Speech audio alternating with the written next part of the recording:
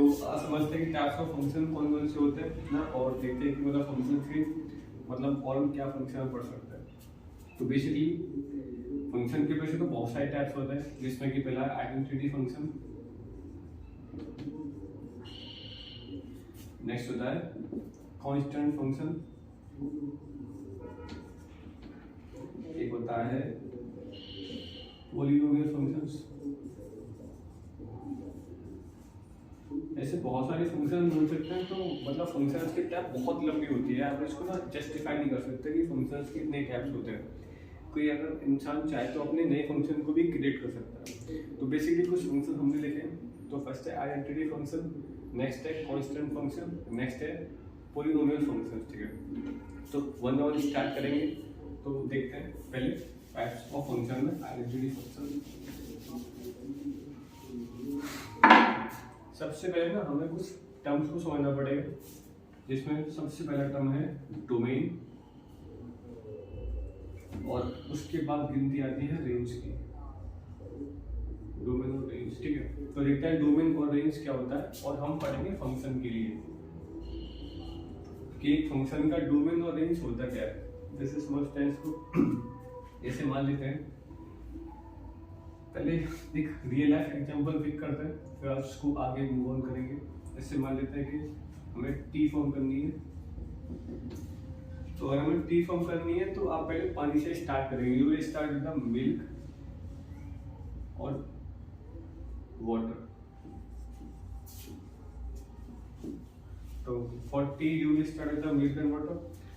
तो बट अगर आप इनकी प्लेस पे बटर मिल्क से स्टार्ट करें,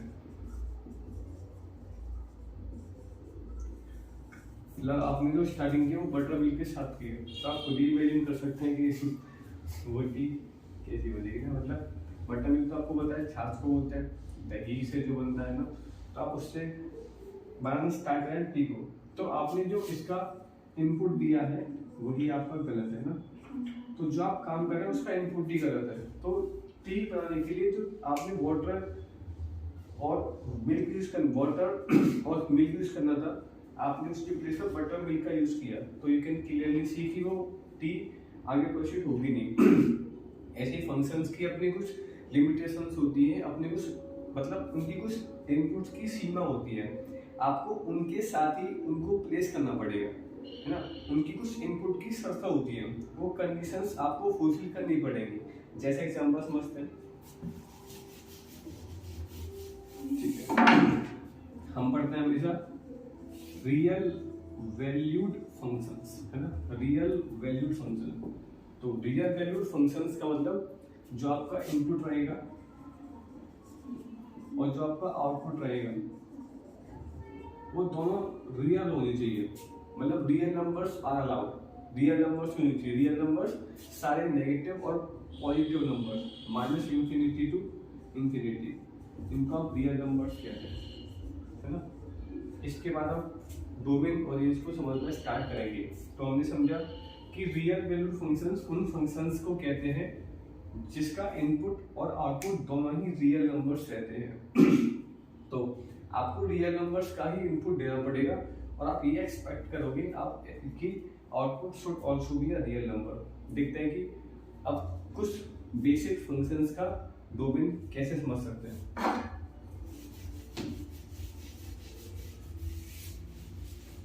पहले डोमेन समझते हैं, ठीक है। तो जैसे हमने लिया एक फंक्शन हमारे पास है रूट एक्स, है ना। हमारे पास एक रूट एक्स का फंक्शन है। आपने इसमें 1 का इनपुट दिया तो इसका आउटपुट भी 1 ही आएगा। आपने इसमें 2 इनपुट दिया तो इसका आउटपुट भी √2 आएगा। बट आपने जैसे इसमें -2 का इनपुट दिया तो ये आएगा -√2। तो इट मीन्स कि दिस इज इमेजिनरी नंबर। ये तो इमेजिनरी नंबर है, तो ये तो यार इसको एक्सेप्ट नहीं करेगा। रूट एक्स जो फंक्शन है वो -2 को एक्सेप्ट नहीं कर सकता, क्योंकि अगर ये -2 को एक्सेप्ट करेगा तो उसको इमेजिनरी नंबर्स देना पड़ेगा। और हम पढ़ रहे हैं रियल टू रियल। हम real functions, real valued functions पढ़ रहे हैं जिसका रेंज भी और डोमेन दोनों रियल रहते हैं। डोमेन कहते हैं इनपुट को और ये कहते हैं रेंज आउटपुट को। This is your domain and this is your range. तो आप देख सकते हैं कि आपने जब रूट एक्स के अंदर -2 का इनपुट दिया तो जो उसका रेंज है वो -√2 आया, तो जो कि एक इमेजिनरी नंबर है तो ये एग्जिस्ट नहीं कर सकता -2 के लिए। तो इट मींस कि रूट एक्स के लिए -2 डोमेन में नहीं काउंट हो सकता। वजह बिल्कुल क्लियर सी है, क्योंकि -2 देने पे इसका आउटपुट √-2 आया, which is not acceptable from anywhere, कहीं से एक्सेप्टेबल है नहीं, क्योंकि दिस इज इमेजिनरी नंबर्स है ना। तो डोमेन कहते हैं वो सभी नंबर्स, वो सभी इनपुट जो एक फंक्शन एक्सेप्ट कर सकता है। बिल्कुल अच्छे से समझना तो आपको ना, आप रियल लाइफ से समझिए इसको, कि वो सभी नंबर्स जिसको एक फंक्शन एक्सेप्ट कर सकता है, किस शर्त के साथ, कि रियल टू रियल, कि जिसका आउटपुट इससे रियल आए, है ना। ऐसी वैल्यूज जो रियल ही दे, रियल आउटपुट ही दे। अगर उसका आउटपुट रियल से इमेजिनरी की तरफ शिफ्ट होता रहेगा, हो जाएगा, तो वो इनपुट नहीं ले सकते। तो इट मींस रूट एक्स के अंदर आप कोई भी नेगेटिव नंबर नहीं पुट कर सकते एक रूट एक्स के अंदर, क्योंकि आपने अगर पुट किया तो वो रियल से इमेजिनरी की तरफ चला जाएगा, और ये हमारा रियल वैल्यूड फंक्शंस के खिलाफ है, क्योंकि हमारा सिर्फ बात करता है रियल वैल्यूड फंक्शन की तरफ। It means that -2 is not a domain of root x, ठीक है। अब रेंज कहते हैं आपका आउटपुट किस तरीके से मिलेगा। तो हमने समझा कि डोमेन जो होता है वो इनपुट होता है, और इनपुट की वजह से आउटपुट भी अलग अलग आएगा, जिसे अपन रेंज कहेंगे, है ना। डोमेन इनपुट को कहेंगे, और जो भी आउटपुट का कलेक्शन होगा, उसे हम कहेंगे रेंज, है ना, उसे हम कहेंगे range.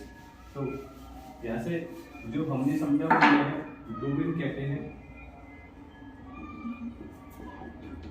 collection of all real numbers where a function gives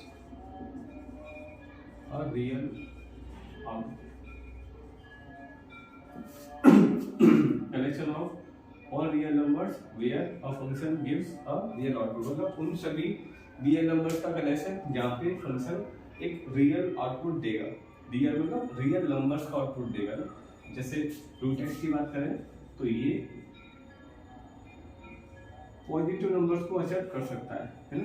जो इसका इनपुट होगा वो पॉजिटिव नंबर एक्सेप्ट करेगा, क्योंकि सीधी सी बात है कि इस पे जो इसका आंसर आएगा वो बिल्कुल रियल नंबर ही आएगा ना। तो डोमेन सिंपल वो कलेक्शन जो कि एक फंक्शन एक्सेप्ट कर सकता है। कलेक्शन किसका? रियल नंबर्स का। और रियल नंबर्स में भी कौन से नंबर जो एक फंक्शन एक्सेप्ट कर सकता है।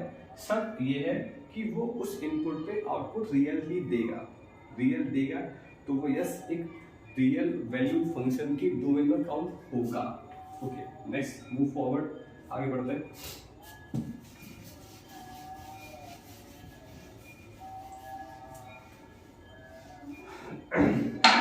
रेंज तो अभी जस्ट बताया था।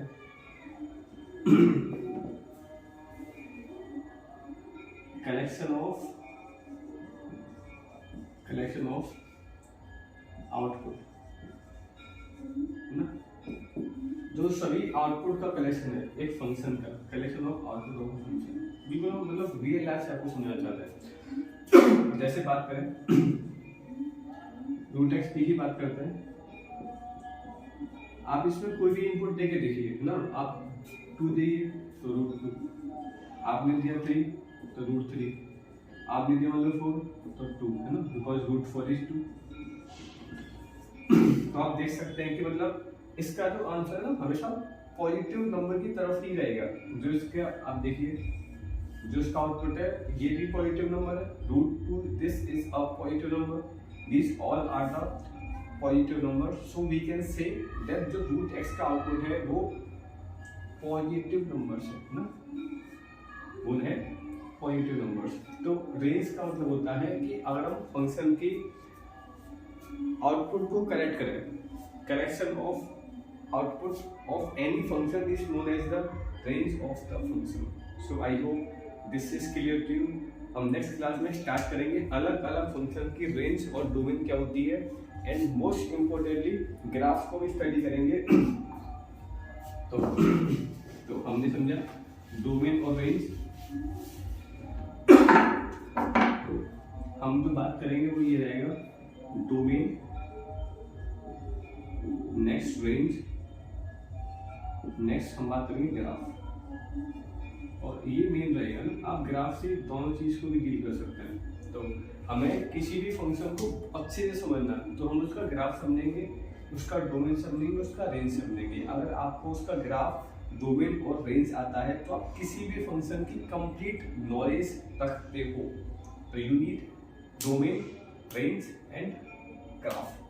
So yes, we have understood the topic of domain and range of real valued functions. In the next classes we will discuss about the types of functions. So just let's end this video. So just आपको ना बस इस चीज को continue रखना है, जैसे कि हम आगे और भी फर्दर एडवांस टॉपिक पढ़ेंगे। ये बेसिक हम लोग डेवलप कर रहे हैं। So just keep studying and at the end, as you know, thank you. Just have a creative smile. Okay.